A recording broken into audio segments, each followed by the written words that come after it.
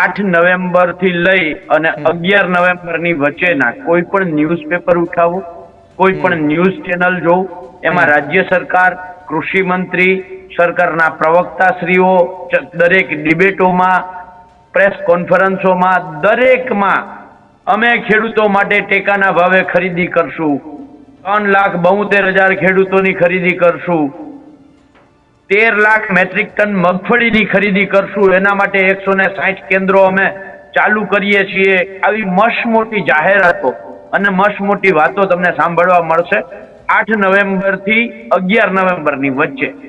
11 નવેમ્બરે સરકારે ટેકાના ભાવે મગફળીની ખરીદીની શરૂઆત પણ કરી.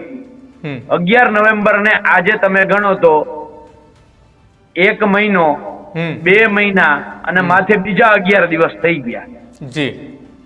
પણ તેમ છતાંય જે 13 લાખ મેટ્રિક ટન મગફળી ખરીદવાનો સરકારનો ટાર્ગેટ હતો, એની સામે 2,70,000 મેટ્રિક ટન મગફળી સરકાર આજે ખરીદી શકી નથી.